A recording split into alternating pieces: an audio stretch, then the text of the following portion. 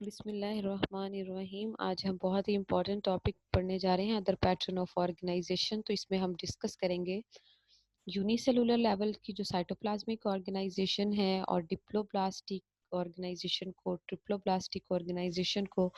और ये जो ट्रिप्लोप्लास्टिक ऑर्गेनाइजेशन होती है, ये बॉडी में एक कैविटी बनती है सिलोम, जिसकी बेस पर फर्दर तीन सब कैटेगरीज में डिवाइड होती है, ट्रिप्लोब्लास्टिक, ए सिलोमेट, सूडोसिलोमेट और सिलोमेट। तो सबसे पहले हम जो देखेंगे वो यूनिसेलुलर साइटोप्लाज्मिक ऑर्गेनाइजेशन को देखेंगे।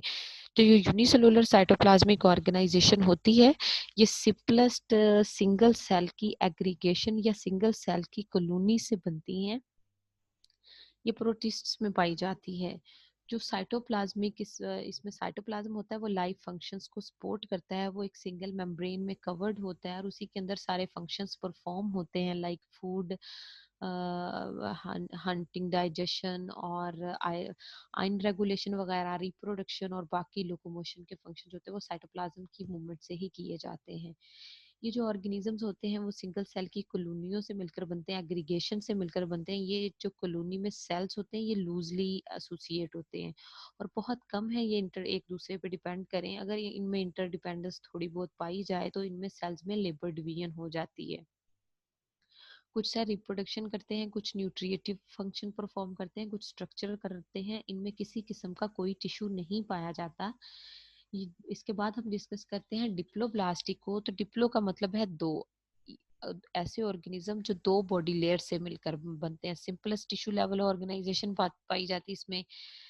इसमें आउटर को एक्टोडर्मस कहते हैं, इनर को एंडोडर्मस कहते हैं। एक्टोडर्मस जो होती है वो फ्यूचर में, ये जो एम्ब्रियोनिक लेयर है, एम्ब्रियोनिक डेवलपमेंट के बाद एपिडर्मस की जो होती है ये बॉडी के ऊपर वाली लेयर बनाती है। और एंडोडर्मस जो गट से गट को लाइन किए होती है, ये हमारे गैस्ट्रो इंटेस्टाइनल ट्रैक को बनाती है। तो एक्टोडर्म जो होती है वो एपिडर्मल लेयर होती है और एंडोडर्मस क्या होती है, गैस्ट्रोडर्मस जो होती है गट को लाइन किए होती है और गट कैविटी से आगे गैस्ट्रोडर्मस को बनाती है। इन दोनों के दरमियान ये जो पोर्शन पाया जाता है, इसमें बाज़ औक़ात ऐसा होता है कि सेल ये वाली जो है ये फील्ड होती है, इसको मेसोग्लिया कहते हैं। फील्ड पोर्शन होता है, कोई लेयर नहीं पाई जाती। मिडल लेयर गैस्ट्रो एंडो के दरमियान में जो लेयर होती है फॉल्स लेयर, उसे मेसोग्लिया कहते हैं। और मेसोग्लिया में बाज़ औक़ात ऐसा होता है कि सेल्स मौजूद होते हैं और बाज़ औक़ात मेसोग्लिया में सेल्स मौजूद नहीं होते। डिप्लोप्लास्टिक टू लेयर ऑर्गेनिज्म में जो मेसोग्लिया है, अगर इसमें सेलुलर फील्ड है तो उसको कहते हैं मीजेनकाइम सेल्स। वो ऐसे सेल जो एंडो और एक्टोडर्मिस के दरमियान मेसोग्लिया में पाए जाते हैं मीजेनकाइम कहलाते हैं। अगर किसी भी किस्म के सेल्स इनमें ना पाए जाते हों तो इस कंडीशन को कहते हैं ए सेलुलर कंडीशन। ये जो होते हैं ये फंक्शनली एक दूसरे पे डिपेंड करते हैं। जिस तरह के ये गट को लाइन की हुई एंडोडर्मिस है, इसने गैस्ट्रोडर्मिस बनानी है। ये ऐसे सेल्स पर मुश्तमिल होती है जो न्यूट्रिटिव काम करते हैं और मस्कुलर मूवमेंट करवाते हैं। जो एपिडर्मिस होती है वो एपिथेलियल और मस्कुलर सेल्स की एग्रीगेशन होती है। जिस तरह के मस्कुलर सेल्स, इन्हीं मस्कुलर सेल्स से हाइड्रा में फीडिंग मूवमेंट को पॉसिबल बनाया जाता है और इन्हीं मस्कुलर सेल्स की वजह से जेलीफिश में स्विमिंग को पॉसिबल बनाया जाता है। ये एक सेल्स एक दूसरे से कोऑपरेट करते हैं, मतलब एक दूसरे पर इंटरडिपेंडेंस रखते हैं और इनमें two layer tissue level organisation पाई जाती है। जिस तरह कि आप यहाँ देख सकते हैं, बाहर वाली लेयर एक्टोडर्मस है, अंदर जो लेयर है इन दोनों के दरमियान में से मेसोग्लिया कहते हैं। मेसोग्लिया ए सेलुलर भी हो सकती है और हो सकता है इसमें मेसेनकाइम्स प्रेजेंट हो और इनसाइड जो होती है वो गट प्रेजेंट होती है। तीसरी हम पढ़ते हैं ट्रिप्लोब्लास्टिक ऑर्गेनाइजेशन, मतलब इनके बाहर तीन, इनकी बॉडी जो एम्ब्रियो है, एम्ब्रियो तीन किस्म की लेयर से ड्राइव किया जाता है। First embryonic layer ectoderm, internal embryonic layer endoderm, और इन दोनों के दरमियान में एक और मेसोग्लिया नहीं पाया जाता, वेल डेवलप लेयर पाई जाती है जिसे हम क्या कहते हैं, मीजोडर्म कहते हैं। जो थर्ड लेयर है उसे हम मीजोडर्म कहते हैं। मीजोडर्म क्या करती है, एक्टोडर्म का हमें पता है, जो एक्टोडर्म है ये सपोर्ट करती है अपने बॉडी के ऊपर वाली लेयर स्किन बनाने में।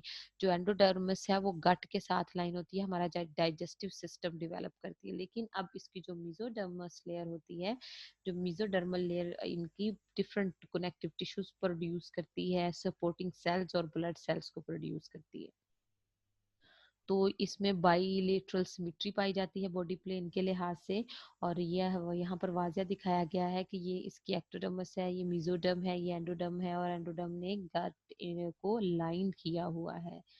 आगे हम देखेंगे कि इनमें किस तरह से बॉडी कैविटी के लिहाज से जो है ट्रिप्लोब्लास्टिक ऑर्गेनाइजेशन में सिलोमेट, सूडोसिलोमेट और सिलोमेट्स में ए सिलोमेट्स में डिवाइड किया गया। ए का मतलब होता है नॉट, ए का मतलब होता है नॉट, मतलब ऐसे ऑर्गेनिज्म जिनमें बिल्कुल भी बॉडी कैविटी नहीं पाई जाती। उनमें एक्टोडर्म पाई जाती है, एंडोडर्म पाई जाती है और मेसोडर्म पाई जाती है।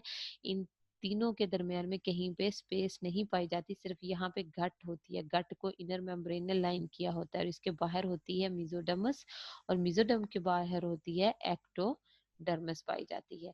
तो ये तो ए सिलोमेट्स कहलाते हैं क्योंकि इनमें कोई भी बॉडी कैविटी नहीं पाई जाती। इनमें ये जो ऑर्गेनिज्म होते हैं ये ट्रिप्लोब्लास्टिक ऑर्गेनिज्म है, सबसे सिंपलेस्ट ऑर्गेनिज्म होते हैं।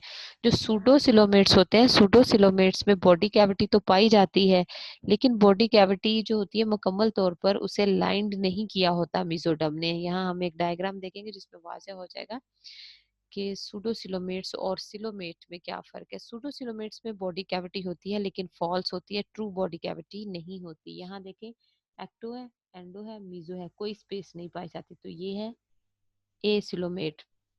एक्टो है, मीजो है, एंडो है, और मीजो और एंडो के दरमियान में खाली स्पेस पाई जाती है जो कि ट्रू नहीं है। ट्रू क्यों नहीं है? क्योंकि ट्रू बॉडी कैविटी जो सिलोमिक बॉडी कैविटी का है उसको इंटरनली और एक्सटर्नली मेसोडर्म ने लाइन किया होता है। इसमें एक्सटर्नली तो किया हुआ है लेकिन इंटरनली मेसोडर्म ने लाइन नहीं किया हुआ। तो ये सूडोसिलोमेट्स ऐसे ऑर्गेनिज्म सूडोसिलोमेट कहलाते हैं। तो वर्म्स वगैरह सारे इसी में आ जाते हैं। और हायर लेवल जो ऑर्गेनाइजेशन होती है वो डिप्लोब्लास्ट ट्रिप्लोब्लास्टिक सिलोमेट में आ जाते हैं। लाइक ह्यूमन जो है वो ट्रिप्लोब्लास्टिक है, उनमें जो इनर बॉडी कैविटी होती है उसको मेसोडर्म ने लाइन किया हुआ होता है। अब जो मेसोडर्म ने ट्रिप्लोब्लास्टिक ऑर्गेनिज्म को लाइन किया होता है तो ये डिफरेंट टाइप्स की लेयर्स डेवलप होती हैं। इसमें पेरिटोनियम लेयर सिरोसा से बनती है, सिरोसा और पेरिटोनियम मेम्ब्रेन डेवलप होती हैं। जो पेरिटोनियम मेम्ब्रेन होती है वो फर्दर टू मेम्ब्रेन्स में डिवाइड होती है, विसरल मेम्ब्रेन और पेरिटल मेम्ब्रेन। जो विसरल मेम्ब्रेन होती है वो इंटरनल ऑर्गन को लाइन करती है, और जो पेरिटोनियल मेम्ब्रेन होती है वो अपनी एब्डोमिनल वॉल, बॉडी वॉल के साथ साथ लाइन की होती है, पूरे बॉडी वॉल को कवर करती है। लेकिन जो विसरल होती है वो सिर्फ ऑर्गन को कवर करती है। और अगर पेरिटोनियम की जो फोल्डिंग होती है वो मिजेंट्रीज कहलाती है। ये सारी चीजें जो होती हैं इस टिश्यू लेवल ऑर्गेनाइजेशन को कॉम्प्लेक्स बनाती हैं। अगर आप यहाँ पे देखें तो पेरिटोनियम क्या है, सिरोसा की मेम्ब्रेन है जो फर्दर टू पार्ट्स में डिवाइड है, पेरिटल पेरिटोनियम और विसरल पेरिटोनियम। और पेरिटल जो पेरिटोनियम होती है, पेरिटल पेरिटोनियम, अब यहाँ पे अगर देखें आप गौर से तो ये जो सारी एब्डोमिनल की वॉल है इसको अंदर से ये जो ब्लू कलर की वॉल ने लाइन किया है ये पेरिटल कहलाती है। लेकिन ये ऑर्गन्स हैं, डिफरेंट ऑर्गन है। इन ऑर्गन के बाहर जो लेयर पाई जाती है उसे विसरल लेयर कहते हैं। तो ये डिफरेंस है बिटवीन पेरिटल पेरिटोनियम का और विसरल पेरिटोनियम का।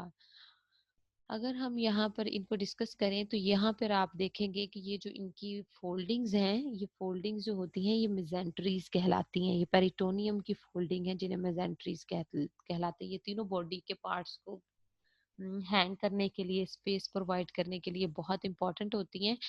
ये वाला जब स्प्लिट होती है मेसोडर्म तो इसका ये वाला पोर्शन जो होता है वो मेजेंट्रीज बनाता है, मेजेंट्रीज है।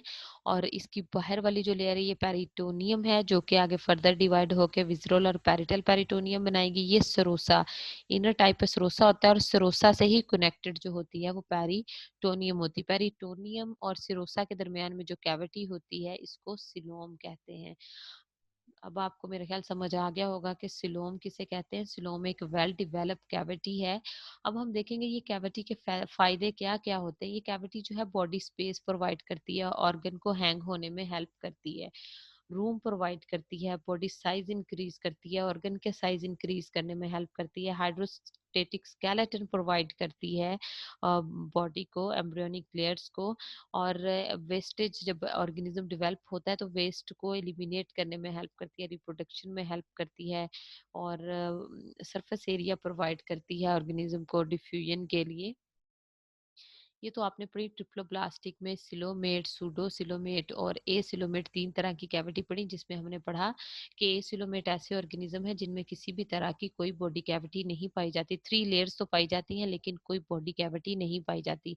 सूडोसिलोमेट में हमने पढ़ा कि बॉडी कैविटी तो पाई जाती है लेकिन उस बॉडी कैविटी को इंटरनली और ये जो होता है वो मेसोडर्म ने लाइन नहीं किया होता, सिर्फ एक्सटर्नली मेसोडर्म से बनती है। और हमने आगे इसके बाद नेक्स्ट हमने देखा कि जो हमारे सिलोमेट्स हैं, ट्रू सिलोमेट्स हैं, ट्रू सिलोमेट में मेसोडर्म की सप्लीशन से कैविटी बनती है जिसको हम सिलोम कहते हैं। और सिलोम की आउटर वॉल जो होती है उसको पेरिटोनियम कहते हैं। पेरिटोनियम फर्दर सब डिवाइड है पैरिटल में और विसरल पेरिटोनियम में। पैरिटल पेरिटोनियम हमने देखा कि आपके एब्डोमेन को लाइन की होती है, और जो विसरल पेरिटोनियम थी उसने ऑर्गन्स को बाहर से कवर किया होता है। थैली कह लें कि उस थैली में ऑर्गन पाए जाते हैं और उसकी मदद से ऑर्गन बॉडी में हैंग होते हैं, एक दूसरे से सेपरेट होते हैं। और इस कैविटी में सिलोम में जो फ्लूइड पाया जाता है इसको सिलोमिक फ्लूइड कहते हैं, और इंटरनली इसको सिरोसा कहते हैं। और जिस पॉइंट से ये स्प्लिट होती हैं वहां पर उस पॉइंट को हम मेजेंट्रीज कहते हैं। और मेजेंट्री एक्चुअली क्या है, यहाँ ये देखिए ये फोल्डिंग है। ये फोल्डिंग किस चीज की है, पेरिटोनियम की। और हमने अभी एब्डोमेन में देखा था कि ये पेरिटोनियम की फोल्डिंग है। अगर आपको इसमें से कोई टॉपिक नहीं समझ आया तो आप क्वेश्चन पूछ सकते हैं। आई होप सो कि आपने अंडरस्टैंड किया होगा। और इनकी स्लाइड का जो लिंक है वो नीचे डिस्क्रिप्शन में मौजूद होगा। Thank you.